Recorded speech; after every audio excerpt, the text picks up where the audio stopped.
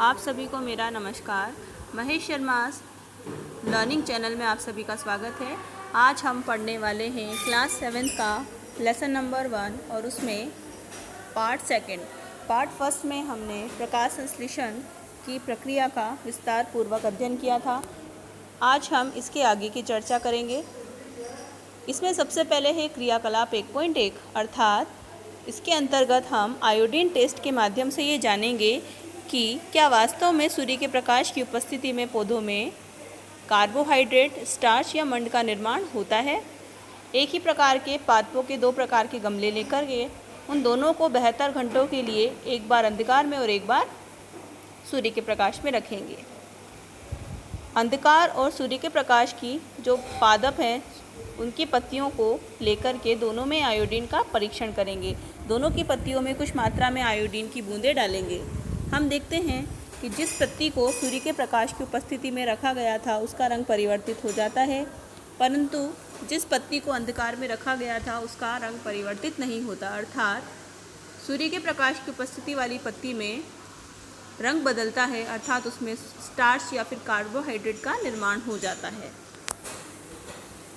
हरी पत्तियों के अतिरिक्त अन्य प्रकार के जो वर्णक वाली पत्तियां होती है जैसे कि लाल, भूरी या पीली, इनमें भी क्लोरोफिल प्रेजेंट होता है, परंतु इनमें जो लाल, भूरे या अन्य प्रकार के वर्णक होते हैं वो उस हरे रंग को ऊपर से ढक लेते हैं, परंतु इनमें भी प्रकाश संश्लेषण की प्रोसेस से फोटोसिंथेसिस का काम होता है। कई बार हमने गीली दीवारों पर या फिर ठहरे हुए पानी में हरे रंग की संरचनाएं देखी होंगी, इन्हें हम शैवाल के नाम से जानते हैं। ये हरे रंग के होते हैं और इनमें क्लोरोफिल होता है और इस कारण ये हरे रंग के दिखाई देते हैं। अगला टॉपिक है पादपों में कार्बोहाइड्रेट के अतिरिक्त अन्य खाद्य पदार्थों का संश्लेषण। अर्थात पादपों में केवल कार्बोहाइड्रेट का ही निर्माण नहीं होता, इसके अलावा अन्य खाद्य पदार्थों का संश्लेषण भी होता है, परंतु प्रोटीन का निर्माण करने के लिए हाइड्रोजन, ऑक्सीजन के अतिरिक्त नाइट्रोजन की भी मात्रा आवश्यक होती है, परंतु पौधे वायुमंडल की नाइट्रोजन को सीधे या डायरेक्टली यूज़ नहीं कर सकते। इसके लिए मिट्टी जो होती है उसमें कुछ विशेष प्रकार के जीवाणु जैसे राइजोबियम पाए जाते हैं। ये उस गैसीय नाइट्रोजन को उनके यौगिकों में कन्वर्ट कर देती है, अर्थात नाइट्रोजन को नाइट्राइड या नाइट्रेट के रूप में बदल देती है, जो पानी में घुल कर के और पौधों के द्वारा अवशोषित कर लिए जाते हैं। कई बार किसानों के द्वारा उर्वरक या खाद का प्रयोग करने से भी इस प्रकार के संघटक पौधों को प्राप्त हो जाते हैं। पादपों में पोषण की अन्य प्रकार की विधियां। सभी प्रकार के पौधे भोजन का संश्लेषण नहीं कर सकते, इनके लिए उनमें विषम पोषी प्रणाली का उपयोग किया जाता है। इस डायग्राम को यदि हम ध्यान से देखें तो एक पेड़ पर पीले रंग की रस्सीनुमा संरचनाएं लिपटी हुई दिखाई दे रही हैं। यह अमरबेल का पादप होता है। यह इस पेड़ से लिपट करके इस पेड़ से प्राप्त होने वाला पोषण स्वयं प्राप्त कर लेता है, अर्थात यह परजीवी कहलाता है। अर्थात ये दूसरे से अपना भोजन प्राप्त कर रहा है और जिस पौधे से यह अपना भोजन प्राप्त करता है वह परपोषी कहलाता है। परजीवी परपोषियों के शरीर को हानि पहुंचाते हैं। क्या आपने ऐसे पौधों को देखा है या फिर उनके बारे में सुना है जो जंतुओं का भक्षण कर लेते हैं?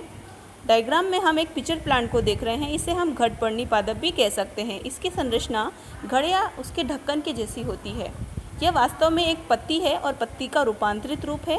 इसका जो शीर्ष भाग होता है, ऊपरी भाग, वो घड़े के ढक्कन के समान आकृति का होता है और इस घड़े के जैसे समान पत्ती में अनेक छोटे छोटे रोम होते हैं जो नीचे की ओर झुके हुए रहते हैं। इसके अंदर मधु रस पाया जाता है, बड़ा ही सुगंधित और मीठा रस, जिससे आकर्षित होकर कोई कीड़ा इसके घड़े में प्रवेश कर जाता है।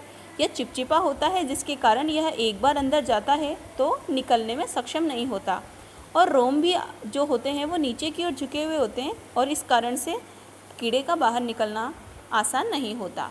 इसके पश्चात इस घड़े में पाए जाने वाले जो पाचक रस होते हैं वो इस कीड़े का पाचन कर देते हैं और पौधों को नाइट्रोजन प्राप्त हो जाती है।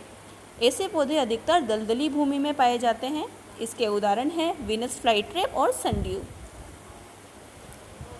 एक और प्रकार के पादप है मृतजीवी पादप। हमने नमी वाले स्थानों में वर्षा के दिनों में कुछ सांप की छतरी या मशरूम के जैसी संरचनाएं देखी होंगी।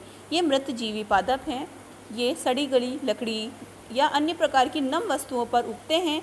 उन्हें किण्वित करके यानी कि उन्हें तोड़ करके उसे विलेय बना करके उससे पोषण प्राप्त करते हैं। इसका उदाहरण है फफूंद या मशरूम छत्रक।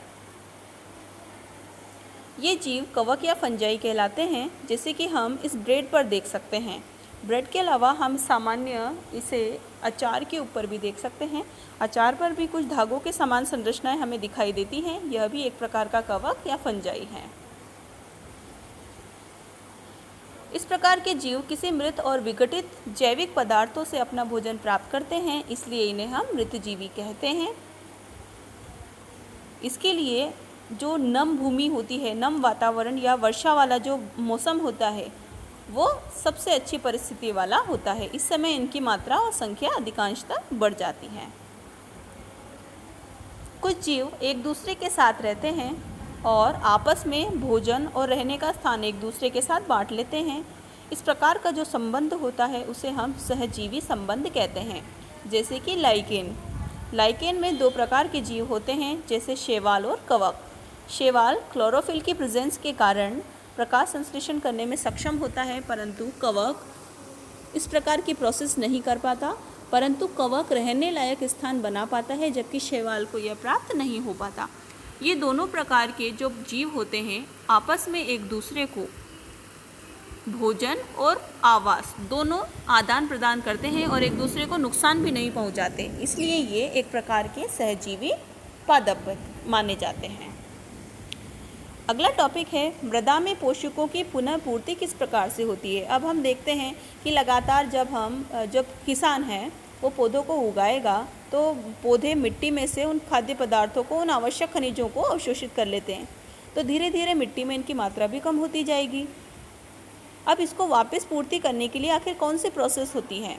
इसके लिए किसानों के द्वारा मिट्टी में लगातार या फिर समय समय पर उर्वरकों या खाद को मिलाया जाता है।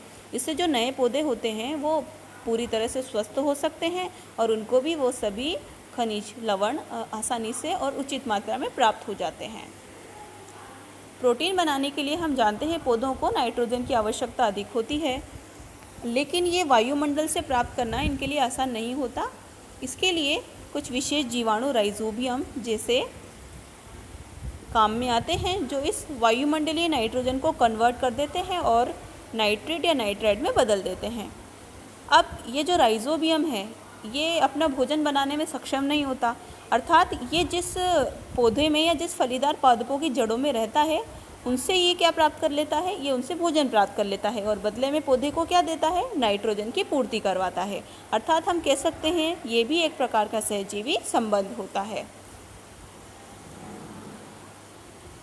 इस प्रकार से हमारा ये लेसन कंप्लीट होता है। आशा करते हैं आपको ये पाठ आसानी से समझ में आया होगा।